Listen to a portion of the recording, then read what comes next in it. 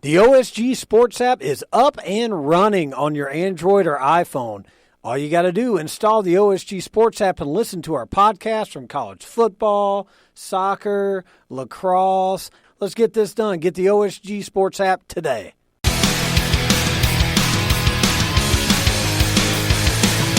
What makes college football special? It's the trophy games. From the Dakota Marker to the Red Beans and Rice Bowl. We look back and forward to some of the best as the OSG Sports Report presents college football's trophy games. Here's your host, the online sports guy. Tommy Palmer thanks. John Wilkerson reporting for duty. John Nelson joins me later. This week, the Division III rivalries kick in. Springfield College takes on Western New England for the Pynchon Saw Trophy. John Nelson talks to the head coach of Springfield College, Mike Cerasuolo, to discuss this rivalry. North Texas and SMU meet in Big D. We will hear from the Mean Green and the Ponies. And the number one team in FCS, North Dakota State, hosts North Dakota. It's the 112th meeting between the Bision and the Fighting Hawks. We will discuss with both radio play-by-play announcers, Jeff Culhane, the voice of the NDSU Bision, and Jack Michaels, the voice of the UND Fighting Hawks. We'll talk to them. Two old rivals renew again as Nebraska and Colorado will play in Folsom Field in Boulder on Saturday. This rivalry was outstanding in the late 80s and into the 90s and into the 2000s.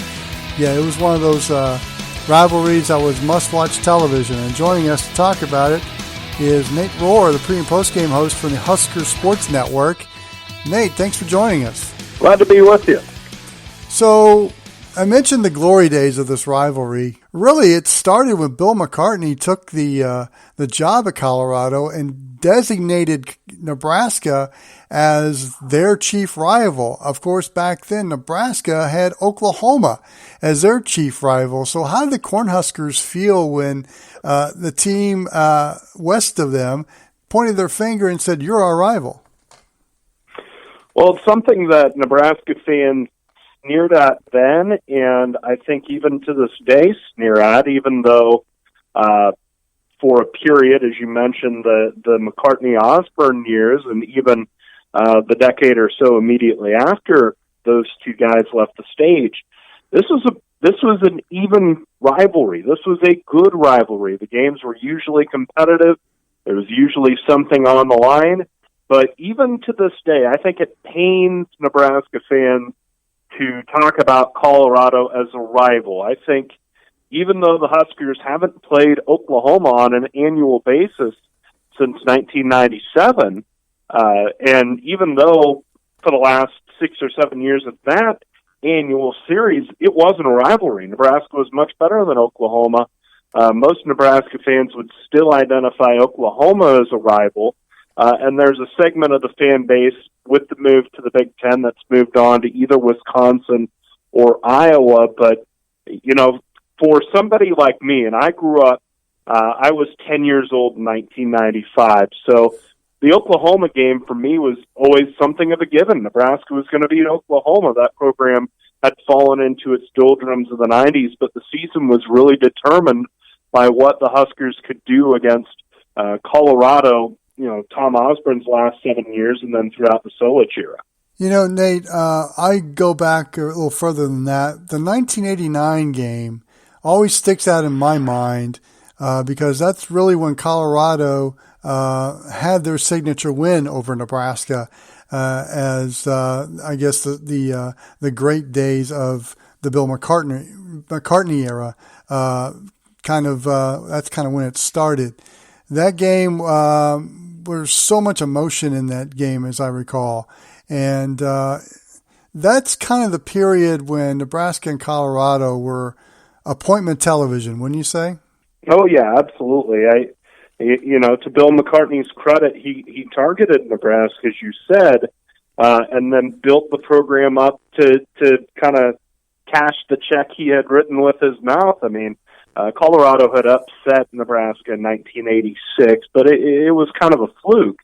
But then Colorado improved as a team, and also the door opened for the Big Eight Conference. Nebraska was still very good, but of course with the retirement the end of Barry Switzer's tenure at Oklahoma, that opened the door. Somebody else had to step into the vacuum left by Oklahoma's demise, and Colorado had just improved as a program and walked through the door, and the emotion of Salinisi's tragic illness, I think, propelled them some in that 89 game and helped them to that victory over Nebraska.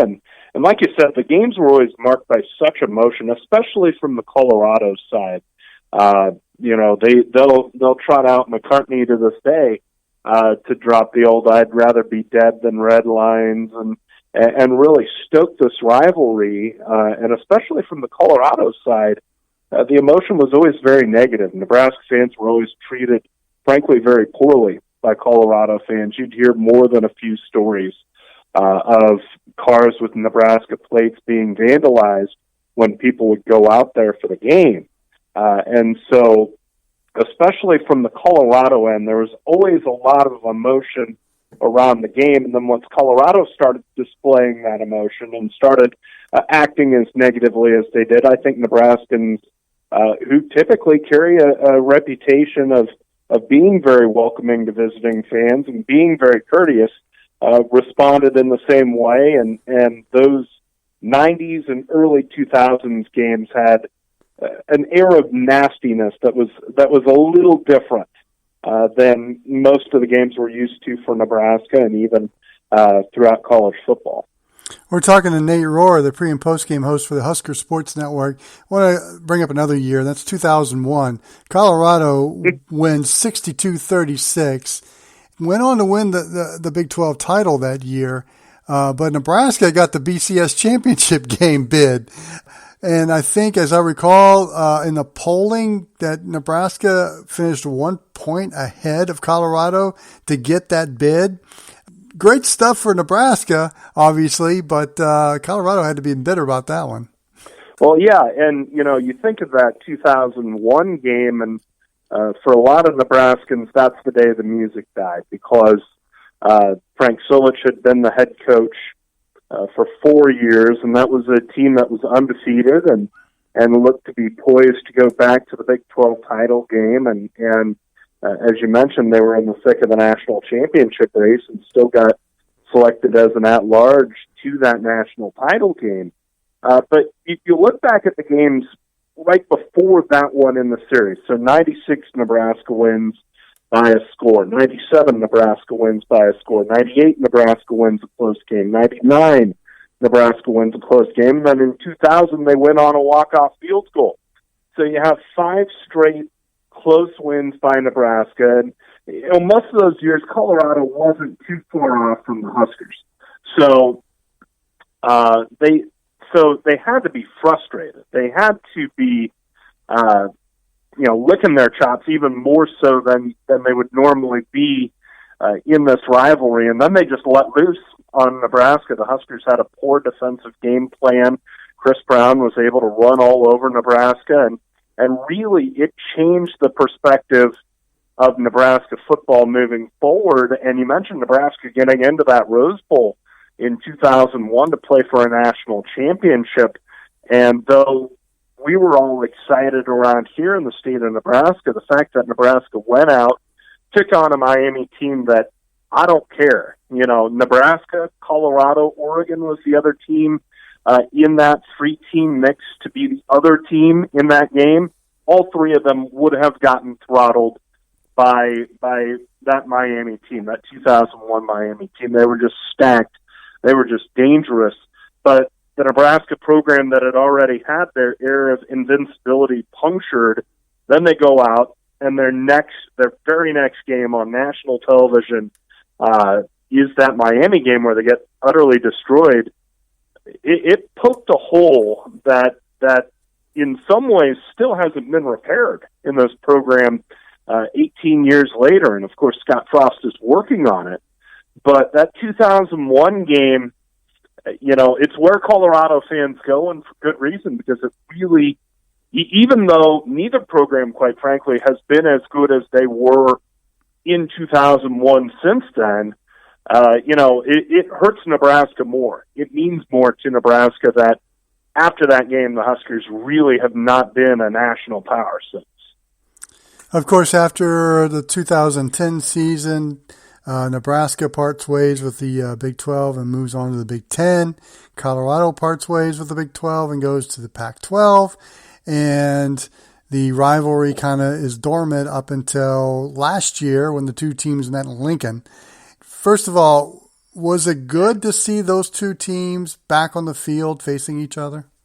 It was fun. Growing up in the state, and I got to tell you, those 90s Colorado and Nebraska games were the ones I grew up with as a fan. So it was, bred into me pretty deep that you didn't like CU. But to see those two helmets out there, to see those teams out there, it was fun. It did feed some nostalgia. Here at the network, I worked with a friend of mine, Brandon Grice, on a podcast that reflected on the series, and specifically that 15-year run where it was so pitched. And then, to top it all off, not only does a lot of Colorado's rhetoric going into that game, harken back, trotting out McCartney for the pregame press conference and things like that, but Colorado comes in, breaks Nebraska's heart, and to top it all off, one of their linebackers, Jacob Collier, there's no other way to say it, had a dirty hit on Adrian Martinez, continued to twist his leg after he was down, and Nebraska forwarded the video along to the Pac-12 office. The Pac-12 did nothing. And the injury to Martinez hurt Nebraska, obviously, because Martinez then could not play against Troy, a game Nebraska lost by 7, and then Martinez was still not 100% for the Michigan game and could only play a half. So anybody who might have forgotten about why we dislike Colorado, all you need to do is go back to that game and that week, and you're reminded pretty quickly about the bad blood between the two schools. And I imagine the atmosphere around that game, out there especially, where their fans are less than pleasant to folks in red, it's going to be pretty pitched out there, I would imagine. The old wounds are sometimes never heal even after 8 years. Interesting. We're talking with Nate Rohr, the pre- and post-game host from the Husker Sports Network. In my research, Nate, and I know you're somewhat of a Nebraska football historian, in my research, I saw for a 10-year period, Nebraska and Colorado actually played for a trophy. They played for a bison head from 51 to 61, and apparently Colorado lost a trophy after winning the 61 game, and so they kind of discontinued that trophy exchange when Nebraska won in 1962. I find that rather odd.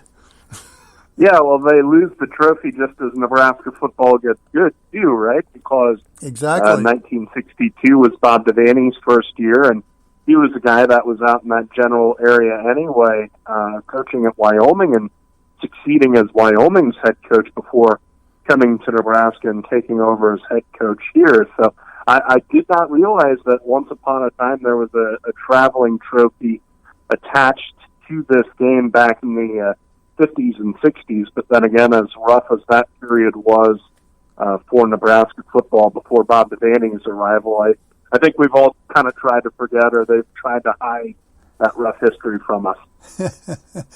Well, I mean, it's way before our time, so, but yeah, it's part of our research here. Now, Nate, how do you expect the game to go on Saturday in Boulder? Well, coming into the year, I had a whole lot of confidence about what Nebraska would be able to do out there. I felt like offensively the Huskers would be able to move the ball pretty well.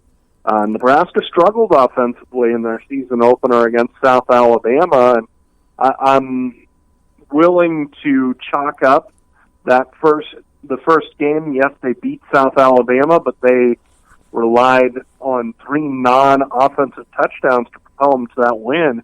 I'm willing to chalk that up to, just a rough day at the office for the offense. But, I mean, Colorado put up 50 points last week, yes, against Colorado State, but they were able to put up 50 points. And the combination of Steven Montez and Laviska Chenault is very, very dangerous. So I think it's going to be a close game. I think it's going to be predicated on Nebraska being able to find some rhythm offensively, which they were not able to do last week against South Alabama. If they're able to get the offense going, I think Nebraska wins, not comfortably, but with a little bit of breathing room. Otherwise, this could be a really tight game for 4 quarters.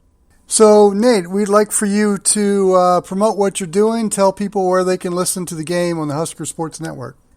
Well, yeah, we are on the Husker Sports Network, so we're on Huskers.com, the official Nebraska Athletics app, also on the TuneIn app if you look for that. And for anybody who happens to hear this in the state of Nebraska, it's on your friendly Husker Sports Network affiliate. We do a 12-and-a-half-hour broadcast for every football game day. I'm a part of the first hour of the pregame show, the opening drive. I'm a panelist on that show. We discuss the game, break it down, chat about it. Then I also help out with our postgame. I host the fifth quarter show, which is our immediate postgame show right after the game. Then during the game, at least on the road, I spot and do stats. So proud to be a part of the Husker Sports Network. We've got a great broadcast team. Ben McLaughlin, our sideline guy, and another of our pregame hosts. And Greg Sharp do a great job describing the game and reporting on the game. And we have a whole lot of fun doing it. Sounds great. Hey, Rohr, thanks for joining us on the College Football Rivalry and Trophy Game Show. Hey, thanks for having me. Up next, we head to the Lone Star State. The Mean Green and the Ponies mix it up in Big D. That's after this. Want tickets to the big game? Go to SeatGiant.com. Use the code SDH at checkout. It helps you and it helps us. That's SeatGiant.com. And welcome back. And now we move to the Lone Star State with a pretty young rivalry and a pretty good one that has developed in North Texas, between North Texas and SMU. And here to talk about that rivalry is Hank Dickenson, the radio football analyst for the Mean Green Sports Network. And Hank, this game is known as the Safeway Bowl. How did that come about? Well, I think that's probably a pretty popular name from the North Texas perspective because it came about in the mid-'90s when our head coach at the time, Matt Simon, was really begging SMU to play us. And he basically said in a Dallas Morning News article, we'll play SMU anywhere, and that includes a Safeway parking lot. So it became known, at least from the Mean Green perspective, as the Safeway Bowl. I don't know if all the Pony fans enjoy that moniker as much. Well, I mean, it's an interesting angle about rivalries when they come up with these type of nicknames for them, and it kind of adds to the vernacular. But, you know, this is kind of a rivalry that has started and stopped. I had a few of those. It looks like now there's agreements in place to at least play for the next few years. What does this rivalry mean for someone outside the Dallas-Fort Worth Metroplex and in North Texas? What does this rivalry mean to the fan base, to the alums? Well, I think I can speak well to the North Texas fan base. They've always chased SMU, you know, from wanting to be in the old Southwest Conference to wanting to be in a league where you square off against SMU on a regular basis. And so getting an opportunity to play SMU just 30 miles away on a yearly basis has been great. And we were able to put that contract together a few years ago where it was basically a home and home for 10 years. And it gets the two schools familiar with one another. From the SMU standpoint, I think most of their fans would tell you they probably value their matchup with TCU as a little bit bigger game. But for North Texas fans, it's just a chance to get after SMU. And we've had good success in games played in Denton. We've not had success in games played in Dallas.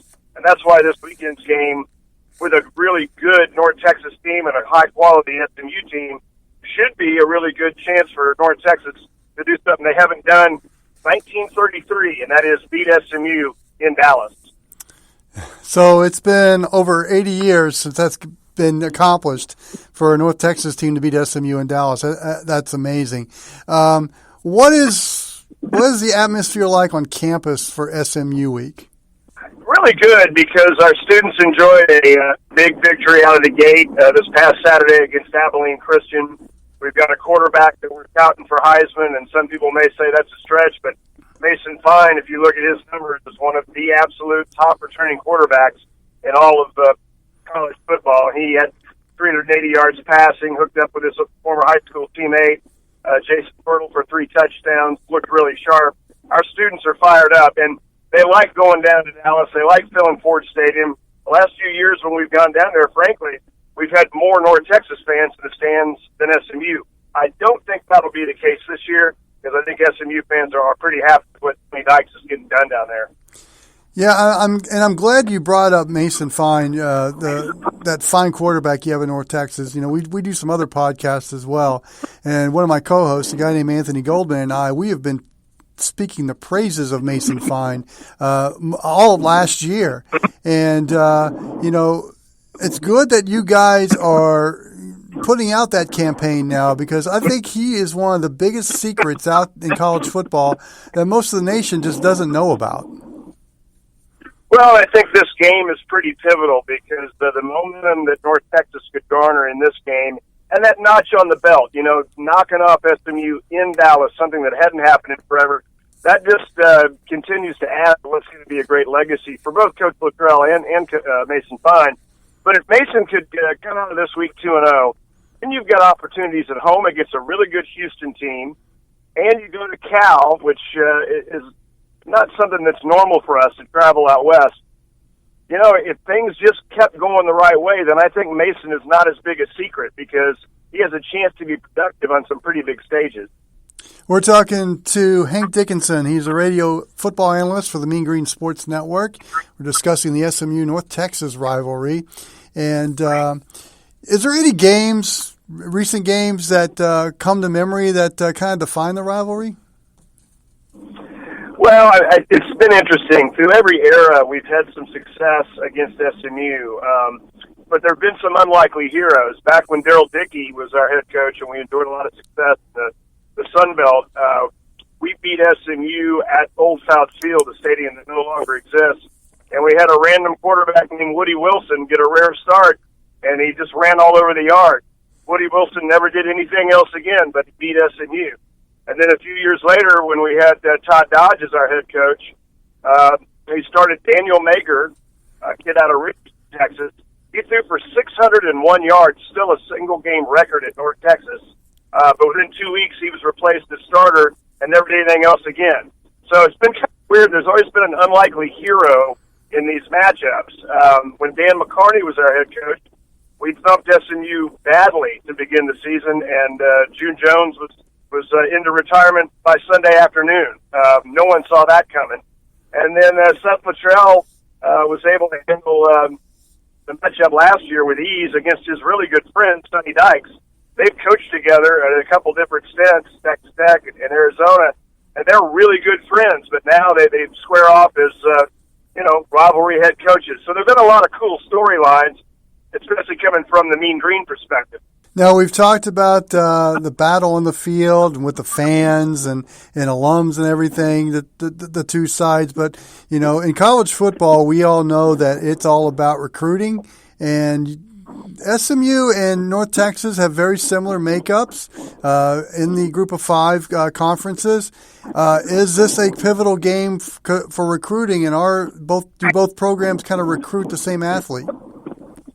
Well, I think they're absolutely after the same athletes. They're two different institutions. Obviously, SMU is an excellent private school located in downtown Dallas.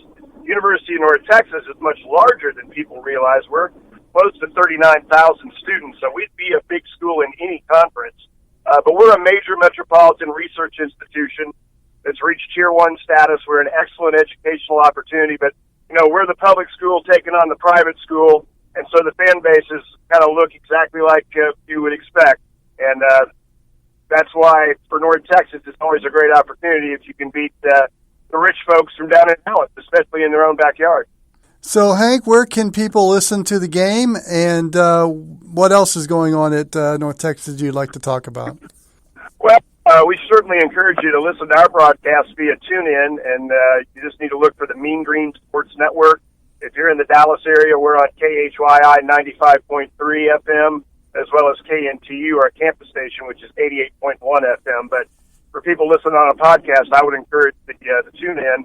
I'm happy to work with a really great play-by-play man by the name of Dave Barnett, who you might remember from ESPN, and he was a former play-by-play guy for the Dallas Mavericks and the Spurs, and worked for the Rangers. So if you listen to us, I'll try not to get in the way, but Dave has a wonderful radio call, and I think you'd enjoy it.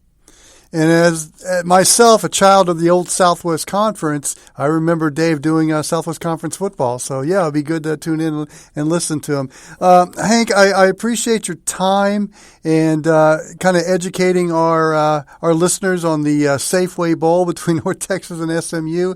Enjoy the game. Hey, I appreciate it, and we look forward to a big weekend for North Texas and SMU. Thanks again. Now, to get the SMU perspective, we bring in Rich Phillips, the voice of the SMU Mustangs. And, Rich, this is a series between North Texas and SMU. It's had a lot of start and stops in between, but since 2014, the Mean Green and the Ponies have met on an annual basis. They're kind of in your neighborhood. You guys are kind of going after the same type of athlete, both in the Group of 5 conferences. So how has this developed over the years, especially since the designation of Group of 5 has been part of the vernacular? Well, certainly it has become a little more of a rivalry in the last few years, simply because this is year 6 of a 10-year home-and-home deal that the two schools played. You mentioned starting since 2014, and actually North Texas has probably seen their best success in the series in this time. They won the 2014 game, which incidentally was the last game June Jones coached at SMU, and then they won last year in the opener with Sonny Dykes as the head coach for SMU. So it's gone a little bit back and forth more here in recent years. Overall, it's been an SMU-dominated series. They've won 31 of the 38 all-time meetings, but that does date back to a little before our time in 1922. Is it a feel of SMU being that legacy school in the Dallas-Fort Worth Metroplex from the Southwest Conference and has that tradition? While North Texas was kind of the smaller school, they were always in the FCS and Division II level, but always had great talent. And now the two programs have kind of, I don't want to say on an even level, but, it's kind of the picture I have in my brain right now. But has that kind of made this a little bit of a talking point within SMU fans and alums and so forth?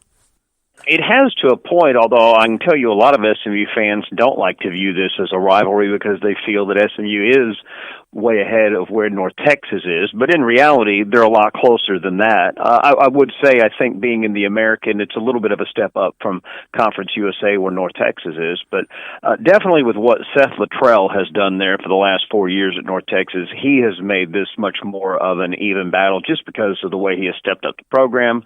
Obviously, the quarterback Mason Fine that he's gotten there too has had an awful lot to do with that.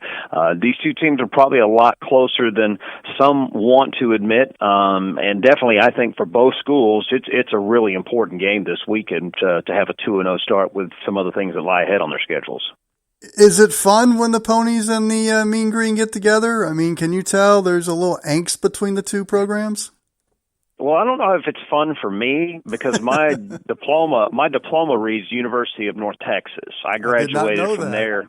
Yes, and it's actually where I learned to do what I do. I wouldn't be a radio announcer and a play-by-play announcer if not for my years at North Texas. The legendary Bill Mercer was one of my professors in college. He was the radio announcer for the team at the time and taught a class on play-by-play. So I kind of have a foot in each camp. Also, my wife, we met at North Texas, so I certainly have a lot of ties there. And people always ask me if I have split loyalties when this game comes up. But I remind them that I got 10 more weeks with the SMU guys that I'll be spending, and this is the only one I'll see North Texas. So I'll favor on the SMU side. So definitely for me, it's interesting. If you go in my backyard on my fence, I've got a an iron logo of each school hanging on my fence in my backyard. So it is an interesting week for some of us, for sure. Yeah, mixed emotions indeed for you. We're talking to Rich Phillips, the voice of the SMU Mustangs, and we appreciate you being on our College Football Rivalry and Trophy Game show. How do you see this matchup evolving? You said there was a 10-year agreement, so I guess there's, 4 or 5 years left on that agreement. How do you see this evolving as you get toward the end of that agreement? It's hard to say just because college football scheduling is so hard to predict at times. But it's a meeting that I think should continue to happen. I think it's good for both schools being about 40 miles or so apart. You can get good attendance on both sides. North Texas has definitely helped improve on their side with the new stadium, Apogee Stadium, that replaced Fouts Field about 5 or 6 years ago, and they play at a quality stadium now. It helps both schools on travel costs for sure. It's a competitive game for both schools early in the season. It's one I definitely would like to see continue to go on, but yeah, like I said, who knows when it comes to college football scheduling? You only got 4 non-conference games that you can schedule a year to begin with, so scheduling can be very tough in this sport. So, Rich, where can SMU fans outside the Dallas Metroplex listen to this, even inside? And what else have you guys got going on at SMU? Yeah, well, you can always hear us on the TuneIn app, which is an option for all SMU football games.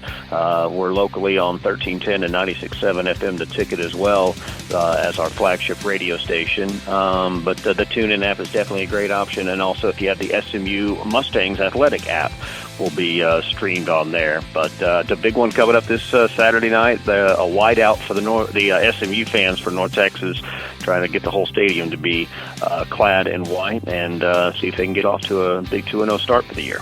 Well, Rich Phillips, the voice of the SMU Mustangs, we appreciate you being on our podcast, and I will be in touch in a few weeks when you take on TCU, and that's a trophy game as well. That is the Iron Skillet that they'll be playing for in a couple of weeks. So thanks a lot, John. Appreciate the time. You bet. When we come back, we head up to North Dakota, an in-state battle between the Fighting Hawks and the number 1 team in the FCS, the North Dakota State Bison. We talk to both radio play-by-play voices when we return.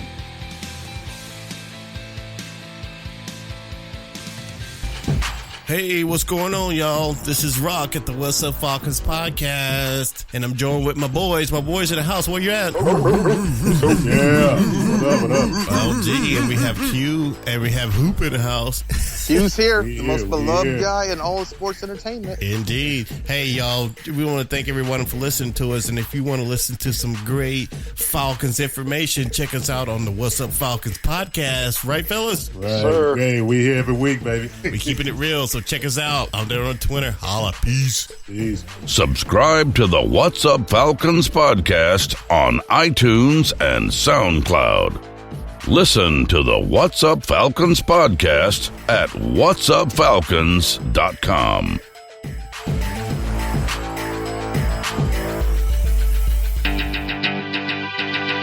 From 1894 to 2003, North Dakota and North Dakota State met annually. Beginning in 1938, they played for what was called the Nickel Trophy, and that continued on until the year 2000.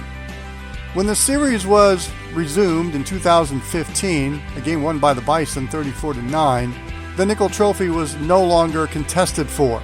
The two teams meet for the 112th time this Saturday in Fargo. And to discuss this rivalry between North Dakota and North Dakota State, we call upon the voice of the North Dakota State Bison, Jeff Culhane.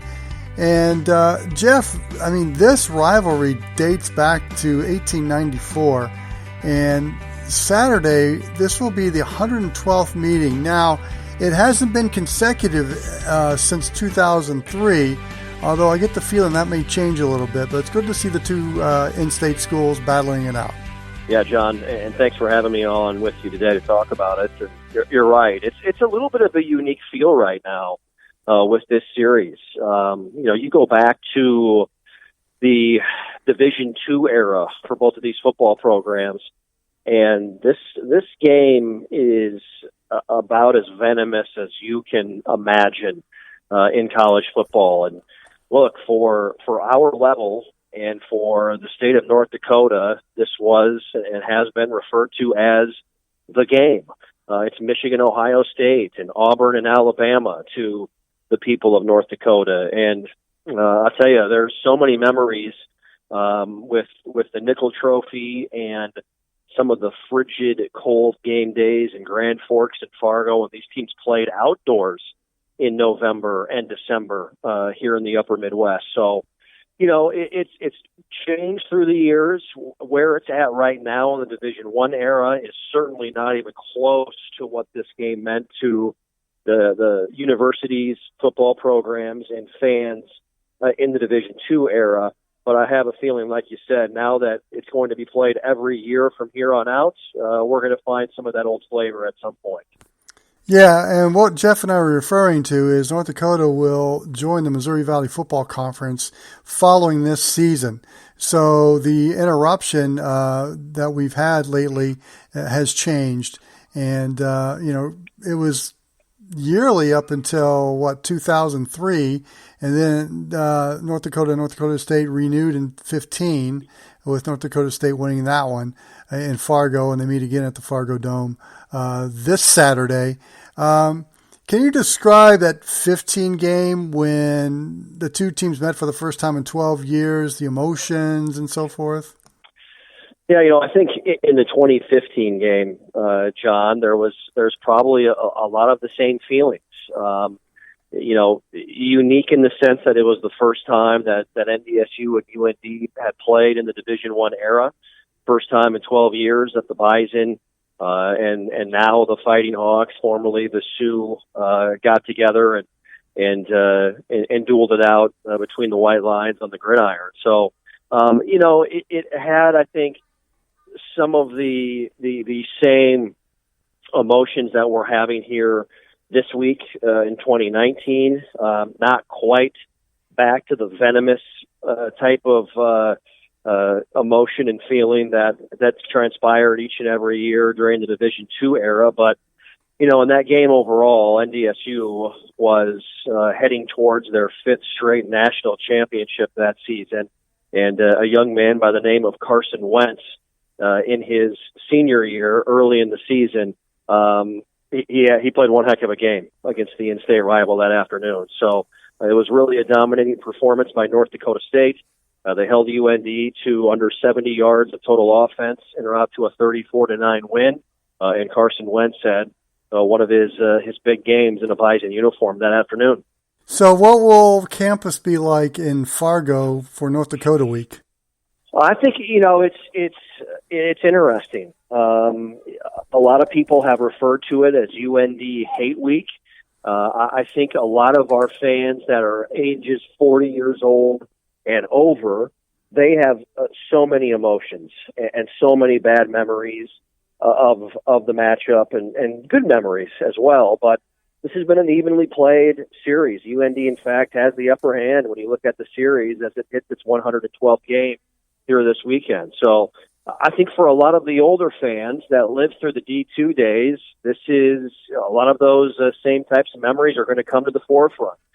Some of the younger fans and newer fans, I think they're trying to develop those same types of emotions and memories as this football game begins once again, starting here this week. But hey, every game in Fargo, every game day at the Fargo Dome is a heck of a show, and it's a big-time deal. We'll have a sold-out crowd. We'll have our national championship banner raising for this NDSU football program that won their 7th national title in the last 8 seasons a year ago in 2018. So going to be a very, very emotional, very energetic game day, and a lot of excitement around this game inside the Fargo Dome Saturday afternoon. We've been talking to Jeff Culhane, the voice of the North Dakota State Bision. Jeff, this is the time we want you to kind of promote what you're doing. Where can the fans listen to the game? Yeah, appreciate that, John. Download the Bision 1660 app if you'd like to take a listen in to the contest on Saturday. It is free to download. It is the Bision 1660 app. We are the flagship radio station for NDSU athletics. So easiest way, download the Bision 1660 app and tune in Saturday to to catch a unique rivalry renewed with North Dakota State and the University of North Dakota. And I encourage you guys to do that because I've listened to you guys before. You're one of the best listens out there in college football. And if the Bision wins, we can hear your signature ending, I guess. Horns up, opponent's nickname down. It is one of the best ones in college football. Well, I appreciate it, John, and thanks for the kind words. It's pretty special to be connected to a place like this where college football is such a huge deal. So at the FCS level, Bision football has more of a Power 5 feel than some Power 5 teams have out there around the country. And it's going to be exciting, regardless of what, who people think NDSU's rival is today. We're going to get a lot of that same type of energy once again here in the coming years with NDSU and UND. Well, the people that listen to these podcasts that I'm involved with know my affection for the FCS, being an alum of an FCS school. And it's good to have that part on our podcast. And Jeff, I can't tell you how thrilled I am that you joined us. And we hope this is one of many discussions on our college football rivalries and trophy game show that you're involved with. Yeah, absolutely. John, appreciate it. And thanks for having me on. And now with the North Dakota perspective is Jack Michaels. He's the voice of the North Dakota Fighting Hawks on Learfield. And Jack, before we get started, you have a little bit of a unique perspective of this rivalry because you're the voice of North Dakota, but for a while you worked on the other side with North Dakota State.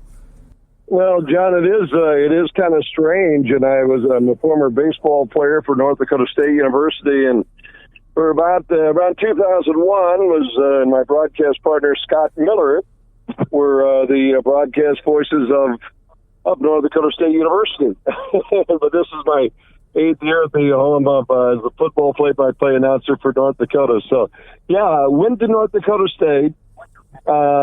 Stationed in Fargo. Grand Forks is an hour north of Fargo, and that's where the University of North Dakota is. And having been on behind the mic for both schools, it's a unique look, I guess, at this great rivalry. So someone like myself who is from outside the state, how would you describe the rivalry? Well, it's funny because this will be the 112th meeting, John, of these two teams, and they've only played once in the last decade and a half, which is odd because when the two teams were Division II and they resided in the same conference, they were heated rivalry. It was they're separated by 72 miles. It was as good a rivalry as you could find at the Division II level. Then when the schools were in Division I, North Dakota State made that move first. North Dakota, who's always had Division I hockey, which is a massive, great hockey program, but they stayed Division II, and then several years later, North Dakota won Division I across the board. So North Dakota State had to jump, and during that process, the two teams did not meet in football. For that matter, didn't meet in basketball, and so the rivalry went away in that respect. Now, it certainly is going to be rejuvenated this weekend, and when North Dakota next year moves into the same conference as North Dakota State, you're going to see it heat up again, John, but it has been lying dormant, and a lot of these players that are going to be playing in this football game against each other, if you ask them, I don't know how many would say that it's a rivalry game because they haven't been involved in it. Now, the two teams did play in 2015, 4 years ago. So you've got a number of guys that don't have a clue what this has been about, yet the two teams will be meeting for the 112th time. So it's an odd way to look at it. I remember, of course, how great the rivalry was, without question. But and it's very much alive and well in a number of folks. And I know back in the day the Nickel Trophy was contested, and I understand that that's no longer the case. So will there be a revival, you think, when when North Dakota joins the Missouri Valley Football Conference, and maybe they'll play for some other kind of trophy? Is that kind of in the works? And there's nothing hard and solid about that. So, and you're right. The nickel trophy has been retired away and stored away, and there's many that would like to bring that back and have this mean something. North Dakota State, when they play South Dakota State, there's something on that. There's a thing called the Dakota marker, which, two states separated by a border, and there's been rumblings. There's been talk. There's been talk of the local politicians in Bismarck, North Dakota, to force and bring something out of it if the two schools don't find a way to get together and put something on the line. So there's been talk. Nothing is firm yet. What that would be, not sure. But the nickel has been retired. I would like to think that as they start picking up steam in 2020 and beyond, that they put something. How can't you? Yeah, Jack, when I was doing a little bit of research on this rivalry, every photo I saw, and obviously in the Dakotas, it gets mighty cold up there toward the end of football season. It looked pretty raw, looked pretty muddy.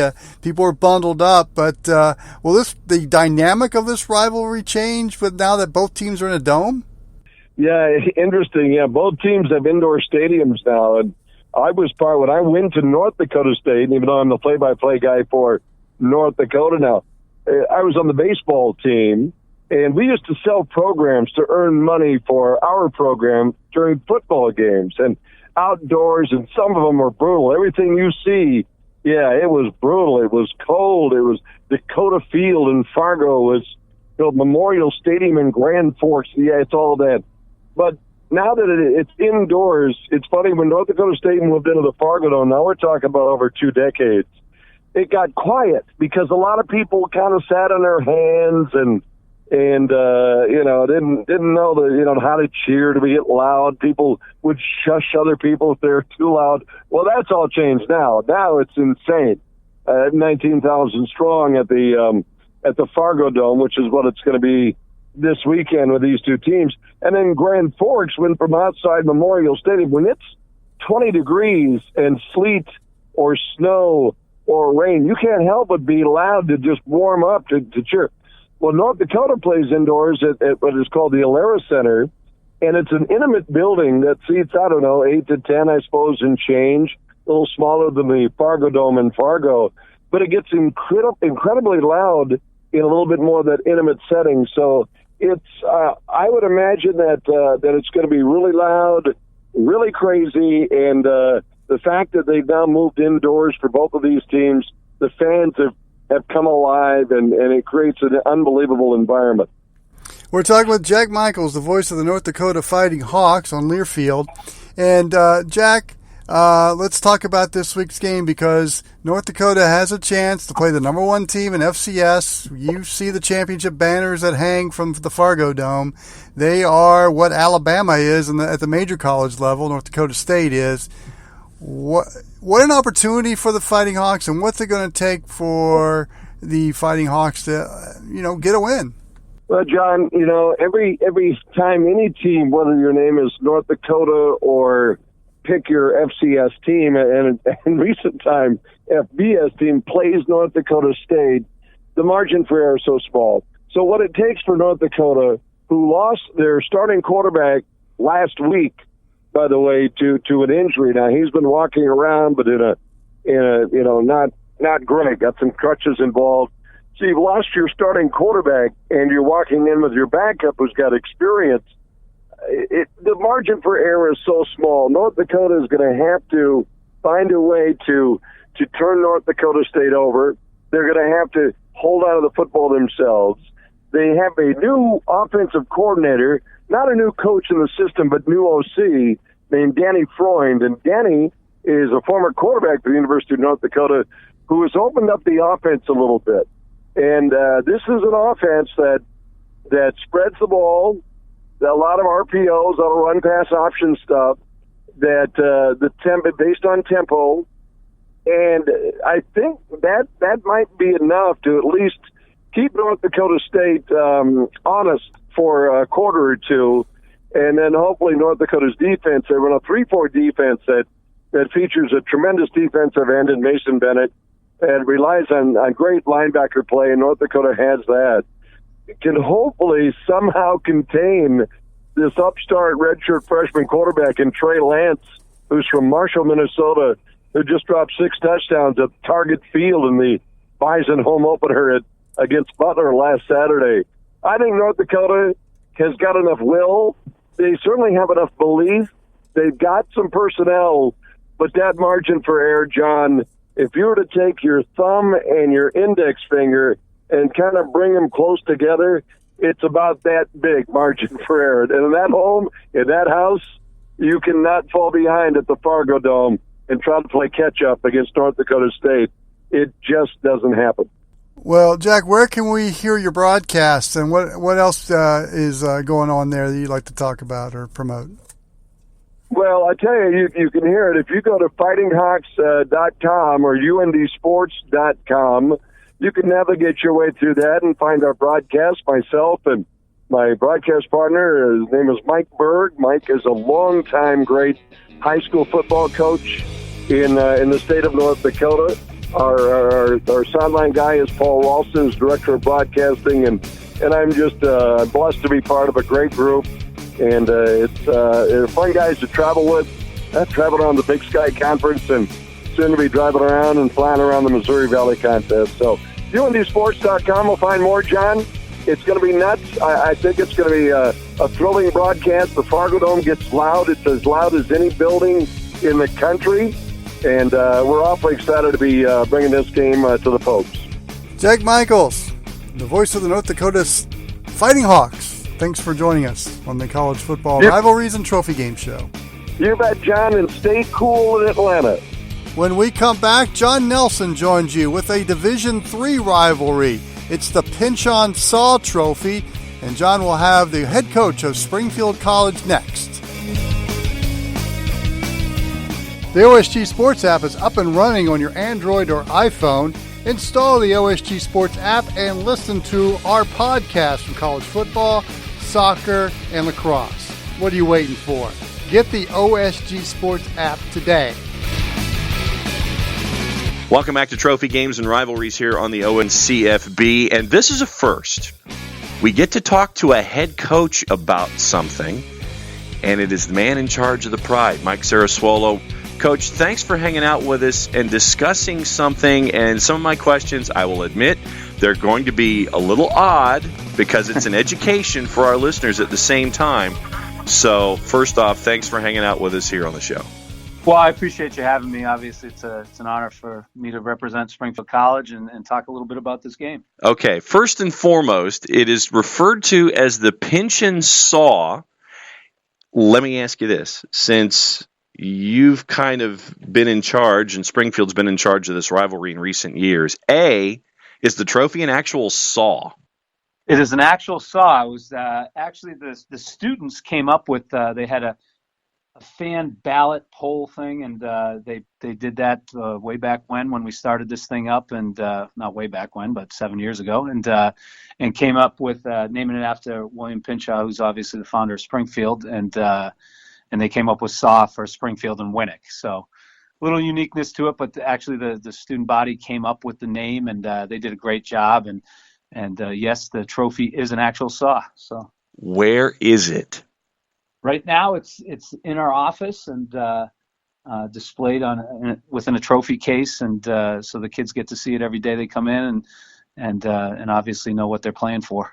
What's it like to start a season with a game where it is two schools that are 3 miles apart?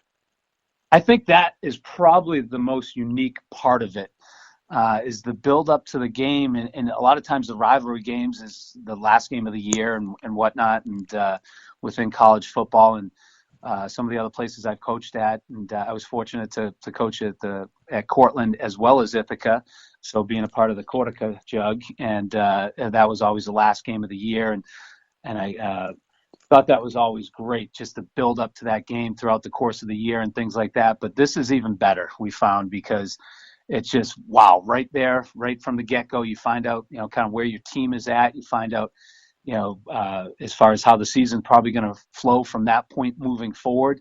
And then if things don't go your way, you got to recover, and that old saying is if it doesn't work out the way you wanted to and you get punched in the face, how do you respond? So that has happened in the past as well. And obviously I think though this is a good moment for us to kind of see where we're at as a program. And Western New England has done a great job over the years, and whether it was Keith Emery or now with Jason, they run a very strong program, and it's been a great rivalry. The games have all been excellent games, and we're very fortunate to be in a position only 3 miles away and have this type of game. We used to play AIC way back when, and it was called the Mayor's Trophy game. So, when we were both Division II, so we've changed it over now and now have another in-town rival game. So it's just a great atmosphere for our kids and great experience. I mean, it's awesome being able to have a rivalry game and to kick off the season with that, just the excitement and, again, everybody back at school. And so it's really fun.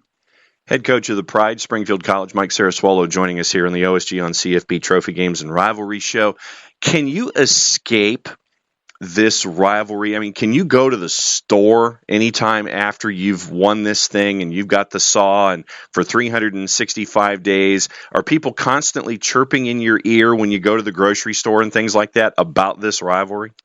Yeah, it has become a big game for us and obviously for them as well. And I think everybody, marks it on their calendar as far as, our fan base and the community as well. So we draw not just from both schools, but there's a lot of interest within the city and getting people out to see it. So, people are always talking about it, throughout the entire year. And it's like, well, we got 9 other games too. So, and hopefully more, based on what happens. And we never put, any game more significant than another. And, and the things we tell our kids always is, hey, let's focus just on ourselves rather than any other type of game or team. But, it is obviously fun and it's in the back of their minds as far as, getting a chance to open up against a crosstown rival. New England Bowl title, D3 Football All-Americas, Gallardi National Player of the Year semifinalist. You've had your hands pretty busy back there in 2018 as you get ready for 2019. What's the biggest lesson you learned about your team? We have great kids in the program, and we've got great support from our athletic department to provide these kids with an awesome experience on and off the field. But our kids, just their work ethic and their attitude day in and day out.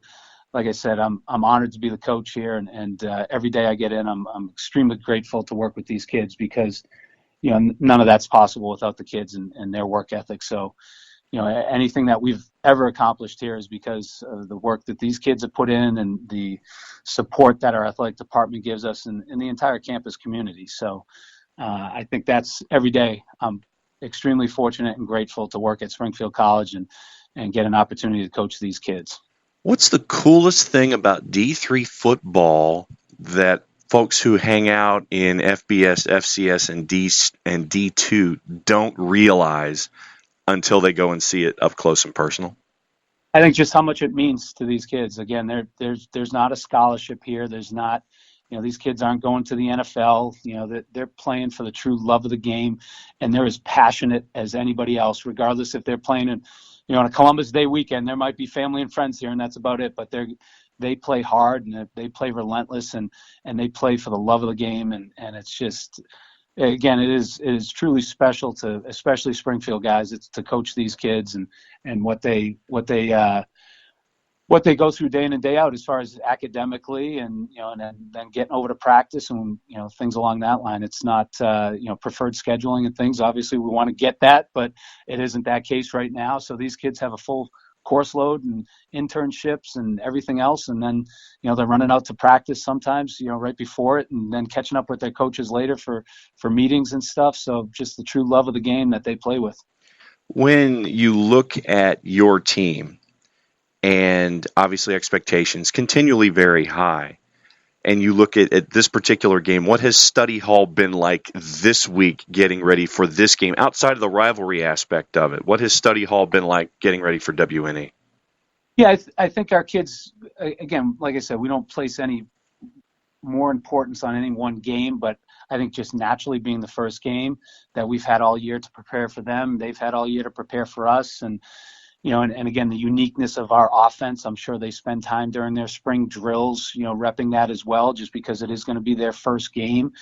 So it's not like it's going to sneak up on them and they only have a couple days to prepare. So, I think there's obviously more time spent, studying their films and their tendencies and what they're doing. Similar to them, I'm sure they're spending more time with us because of, again, our style of offense is a little bit different. So I think that it's maximized as far as the time that we're able to spend to prepare for it. But I think overall our kids always do a good job as far as diving in with the scouting reports and the tendency reports and, the personnel reports, so that they know who they're going against and their strengths and their weaknesses. And more importantly, that we're just trying to sharpen our axe every day and get a little bit better.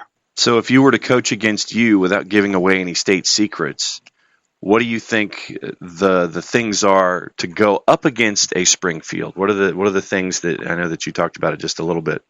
Yeah. But if you were to coach against you, what would you be looking out for? Our kids play hard for 60 minutes, and if it takes more, they're going to do that, as well as, they're locked in and they play hard, and you know that when you play a Springfield team, they're going to be fast, they're going to be physical. We might be undersized, but they'll play for that full 60 minutes and more if needed, and that's kind of what we hang our hat on, is just the relentless attitude in which we try to coach with and play with, and then off the field as well, is that we want to try to succeed and excel both on and off the field, whether it's a community outreach project, whether it's in the classroom, whatever the case may be. Is the expectation and standard here is that let's not just win football games, let's do it the right way off the field as well. So I think it's just the way our kids carry themselves and conduct themselves on and off the field is something that we pride ourselves here on Springfield with, not only the football program, but the entire athletic department. So it's a special place. And, as far as just the football standpoint of things, again, and like I said, we do run a unique style of offense. So I think that always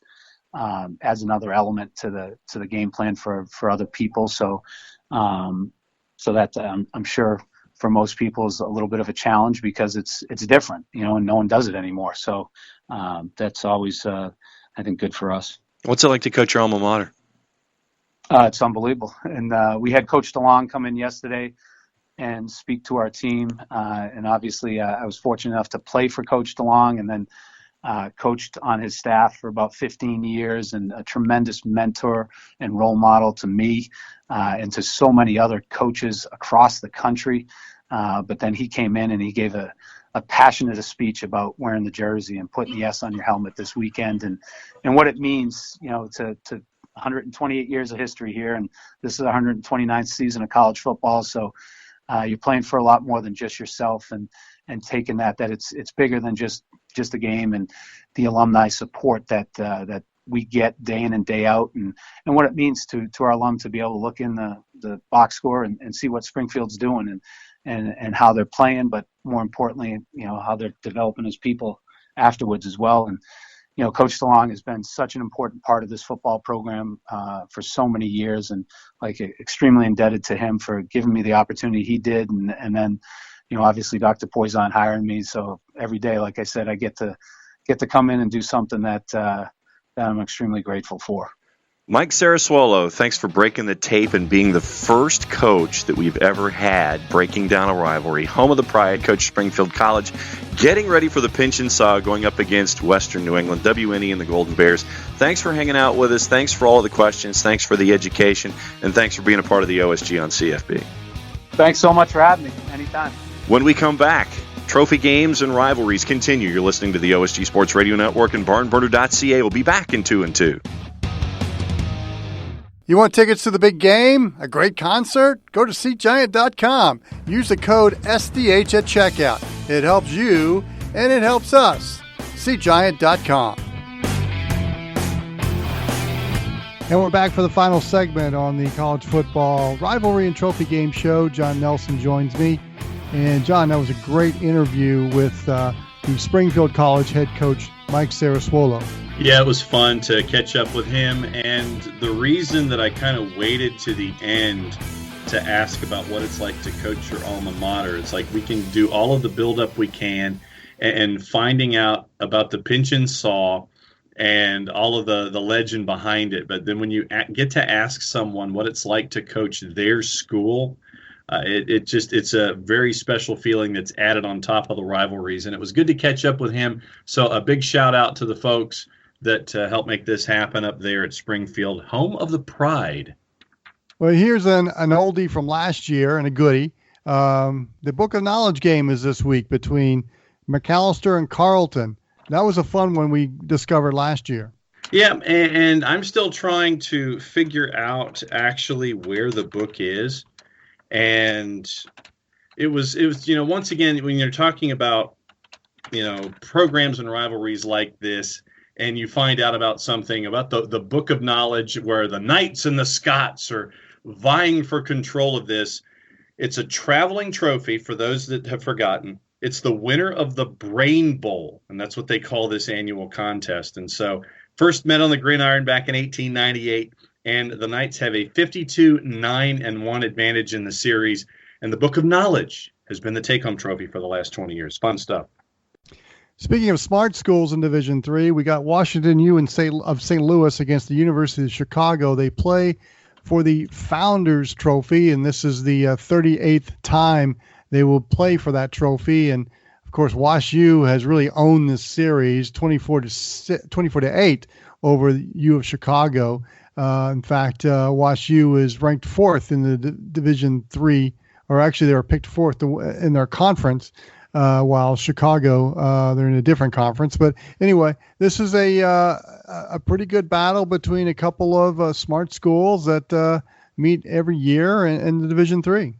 And I'll break the fourth wall here for a little bit. When I spent some time in their conference that they have for basketball, there would be the road trip that you would always take is that you would go to Chicago, play University of Chicago, turn around, go to Wash U. So you got to see really how these two teams are wired in the conference of the old AAC back in the days of Division III athletics when I spent some time there. But when you have one team that's dominant in this, you know that the other team wants to really knock them off the perch for another year. So looking for Wash U to be dominant in this one, game one at Chicago. And nothing like a way to start out your season in the NWC and the CCIW when you're taking on your rival like this.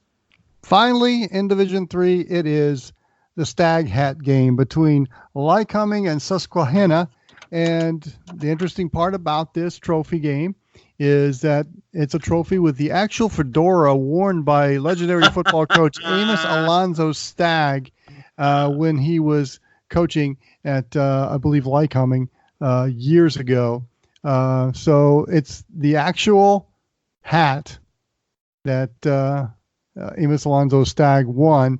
And, of course, the Stagg Hat Series is led by Lycoming, 14-8. I should say Stagg coached Susquehanna back in the day, not Lycoming. But the Lycoming Warriors have a 14-8 edge on this rivalry, and they've won 14 of the last 19 that they've played. So this looks like it's leaned toward Lycoming over the past few years. Yeah, I've got to go with the Warriors in this one myself, and so I will stipulate to you, and I will concur that I'm looking forward to seeing the Stagg Hat, and the fact that they actually do have one of the actual hats. I mean, to me, that's really cool. And when I got to ask Coach in the segment before about there being an actual saw, it's just one of those questions that you sit there and you're like, okay, is this really, is there really a saw?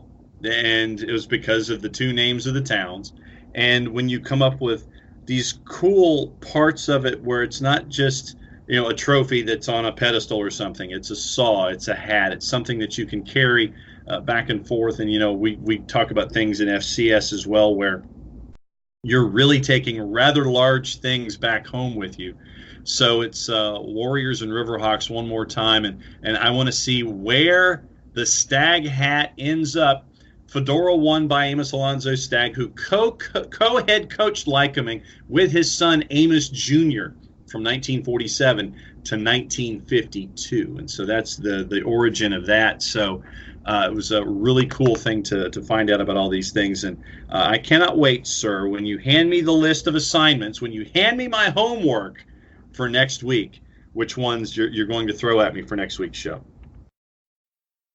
Well, just wait for your assignments and you'll find out. Yes, I'll sit here at my desk and I will open my 3-ring binder and get all my notes together, and then that way I get my assignment and I'll be ready to go.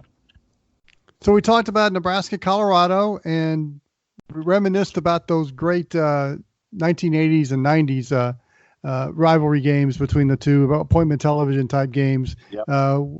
Games with Nate Rohr from the Husker Sports Network. North Texas and SMU, we got you covered both ways on that one for the Safeway Bowl. So Nebraska, Colorado, I like Colorado in this game. I do too. Nebraska, depending on who you look at, the line started at 3.5 and 61 as you and I are talking, and it's gone up a half a point. It's 4 to 4.5 in some places. Colorado 63 to 65 now on your total. Honestly, do you want to give me something? Of the two, I like the total. I like the over in this one, but I also like Colorado to win outright over Nebraska. I still think there's a lot more work to do for Scott Frost, but I think that Mel Tucker really has things rolling after that week one win over Colorado State. And I really like North Texas against SMU. Mason Fine is the real deal at quarterback. Yes, he is, and I enjoy looking at Mason Fine. And so if you're really going to chase after something, I probably would look at the total here as well when you're looking at North Texas and SMU. Total started at 68.5, and there's a lot of folks who have been looking at it as well with us. The number is now up anywhere from 72 to 73, so that makes me back away from it a little bit. I like North Texas in this one, but as the underdog, 72.5 to 73, that means a lot of points. So I'm still pushing toward the over, even though that line has moved up the way that it has. And finally, North Dakota State at the Fargo Dome, as it looks like it's going to be a yearly series again with North Dakota next year joining the Missouri Valley Football Conference. Of course, the Nickel Trophy has been retired, so they won't be playing for that. Maybe they'll play for something else. But North Dakota State, the number one team in FCS, how many national titles they've got? 7? 11 billion. Yeah, a lot. So you got to like the Bison in this one. I do, and whatever the number is, I'll go ahead and take it. I'm going to stay away from the total right now, so I'm just going to go ahead. North Dakota State continues rolling, and if they had the nickel, they'd be carrying the nickel home. But I'm going to go with North Dakota State. I think the Bison take care of this one pretty easily. We appreciate you listening to the College Football Rivalries and Trophy Game Show on whatever podcatcher you're listening to, whether it's our host Spreaker, Stitcher Radio, iTunes, Spotify, SoundCloud, wherever you catch your podcast. We hope you're listening to this one and other college football, soccer, and lacrosse products. And, John, we also encourage everyone to get on our Twitter page at OSG Sports. Tell us how we're doing, and give us a note about your said rivalry. Yep, and don't forget to download the OSG Sports app, available iOS and Android. Make sure that you can keep an eye on everything going on with all of the other programs that we have here on the network. So it's fun to put all this stuff together for you, because we like to hear what's in your part of the world, but we also like to kind of share what we find on a weekly basis with everybody else. So don't forget to download the app, like, friend, be a part of the conversation on the OSG Sports Facebook page, also at OSG Sports on Twitter, theonlinesportsguys.com, and our YouTube channel as well. Did I forget anything? No, I think you got it all covered. So we hope you enjoyed this one. For John Nelson, I'm John Wilkerson. So long, everyone.